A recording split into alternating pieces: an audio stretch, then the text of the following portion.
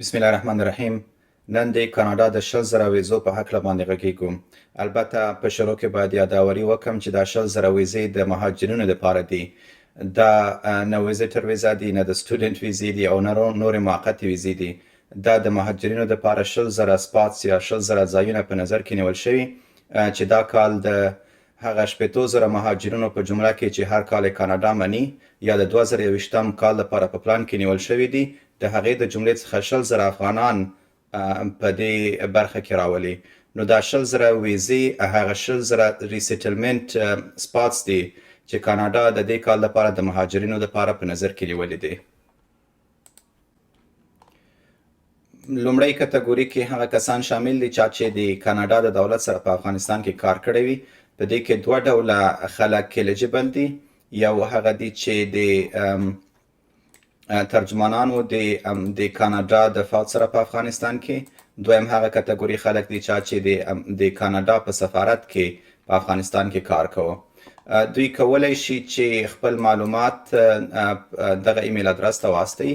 په دې معلوماتو کې د خپل نوم ولیکي، ډیټ اف برث یې ولیکي، ایمیل ادرس یې ولیکي، فون نمبر دې ولیکي او د خپلو کارو تشریح دې ورکړي او دا ټول ډاکومنټس دې اټاچ کړي او البته خپل پاسپورټونه سره اټاچ دې کړي او دغه ایمیل ادرس ته یې واستوي.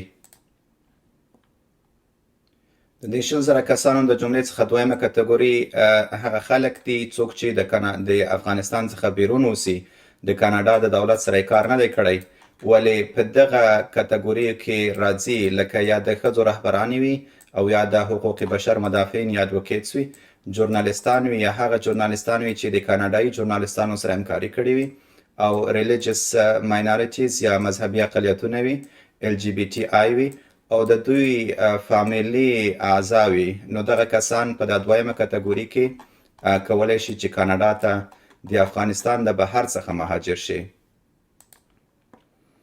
د دې خلکو دپاره چې چا د کاناډا د دولت سره مستقیما په افغانستان کې کار نه دی کړی او په دغه کټګورۍ کې راځي، د دوی دپاره دوه برنامې شاملې دي. لومړی دا دی چې په کوم هیواد کې دی اوسي، دوی د UNHCR یا د ملل متحد د مهاجرینو ادارې ته ولاړ شي، هغوی ته هلته ثبت نام وکړي او د هغوی په مټ باندې دوی کاناډا ته راشي. بله دا ده چې هغه ادارې چې د کاناډا د دولت سره د مهاجرینو په بخش کې کار کوي د هغوی په مټ باندې راشي. دویمه لارې دا ده چې په کاناډا کې دوی 15 اشخاص پیدا کړي چې وتوانېږي دوی سپانسر کړي او کاناډا ته راولي. نو دا دواړه برنامې، دا دواړه طریقې ډېرې ګرانې دي، ډېر پروسې ته ضرورت لري. تقریبا د 1.5 کال نه واخله تر 2 کالو پورې دغه پروسه در بر نیسي. البته کله کاناډا دولت وغواړي کولی شي چې دغه پروسې زر مخته بوځي، مګر په فعلا اوس وخت کې دغه تقریبا تر 2 کالو پورې وخت نیسي. البته زه د یادولو وړ بولم دغه 100,000 سپارټس چې دي دغه په 950,500 مهاجرینو شمیره کې شامل دي او کاناډا هر کال 4 لکه اقتصادي مهاجرین مني. نو که تاسې غواړئ چې کاناډا ته راشئ، تاسې کولی شئ چې د اقتصادي مهاجرتونو په پایله کې تاسې کاناډا ته راشئ چې هغه ډیر زیات سهولتونه لري او کولی شي چې تاسې په ازادانه ډول باندې هر وخت چې تاسې وغواړئ افغانستان ته تګ راتګ وکړئ. نو د 100,000 د سپاتس سربیره تاسې کولی شئ د نورو اقتصادي برنامو څخه استفاده وکړئ. په 2021م کال کې 4 لکه او زر اقتصادي مهاجرین مني، کوم چې دوی ورته PR وایي یا اقتصادي مهاجرین، او 2022م کال کې دوی 4 لکه او 11,000 سپاتس لري، 4 لکه 11,000 خلک راغواړي. 2023م کال کې دا 4 لکه او 21,000 خلکو ته زیاتیږي. نو تاسې کولی شئ چې په دغه 4 لکه خلکو کې ځانونه ځای کړئ. البته ضرور نه ده چې که تاسې په شرایطو باندې برابر نه وئ او تاسو غواړئ کاناډا ته راشئ، نو د دغه 950,500 خلکو په ځای باندې تاسو کوشش وکړئ په دغه 4 لکه خلکو کې راشئ چې هم زیات سهولتونه لري او هم ډیر په اسانۍ باندې دغه پروسه مخته تللی شي. په اخره کې زه غواړم تاسې ته یو څو ادرسونه ووایم. که تاسې د کاناډایانو سره په افغانستان کې کار کړی وي، نو په دغه ایمیل باندې تاسې کولی شئ په دغه اول بکس کې چې لیکلی دی په دغه ایمیل او ټلیفون نمبر باندې د دوی سره اړیکه ونیسئ. که تاسې کاناډایي اقامت لرئ یا سټیزن یې په افغانستان کې دننه یې او خدماتو ته اړ یاست، نو تاسې کولی شئ په دغه دویم بکس کې چې کوم ټلیفون نمبر لیکلی دی او کوم ایمیل ادرس لیکلی دی د هغوی سره اړیکه ونیسئ.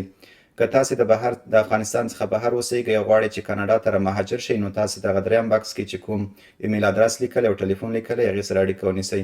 او که تاسې په کاناډا کې یو غواړئ چې خپل فامیل کاناډا ته راولئ، نو تاسې کولی شئ چې په دې څلورم بکس کې چې کوم ایمیل ادرس لیکلی د هغه سره اړیکه ونیسئ او هغوی به تاسې ته آینده پلانونه او معلومات درکړي چې تاسو په کومه طریقه باندې کولی شئ کاناډا ته راشئ.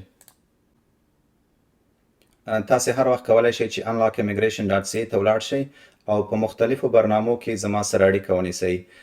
مونږ هر قسم ته اپلیکیشن ډکوو، ستاسې ارزیابي کولی شو، ستاسو سره مشورې درکولی شو، تاسې په پوهنتونو کې داخلولی شو او تاسې ته دایمي اقامت، د موقت اقامت، د پی ان پی، د مهاجرینو، د سټیزنشپ، د بازار، د بزنس او نورو برنامو کې تاسو سره کومک کولی شو.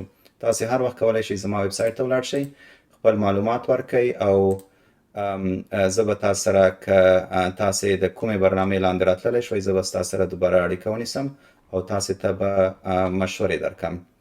تاسې هم چاند کولی شئ چې زما د دې ویډیو څنګو ته چې کوم معلومات لیکلی دی په هغې باندې زما سره اړیکه ونیسئ او یا د دې ویډیو لاندې خپل کمنټونه ولیکئ، زه په مناسب وخت کې تاسو ته جواب ووایم. ډیره مننه.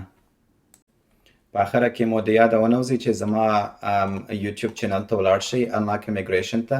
هلته په وړیا ډول باندې زما مشورې او زما ویډیوګانې وګورئ. تاسې کولی شئ چې د دې هرې ویډیو لاندې خپل کمنټونه ولیکئ، زه په مناسب وخت کې تاسو ته ځواب ووایم. البته تاسې کولی شئ چې زما ویډیوګانې د نورو خلکو سره شریکې کړئ تر څو نور خلک هم د دې معلوماتو څخه مستفید شي. تاسو څخه ډیره مننه. ښې چارې.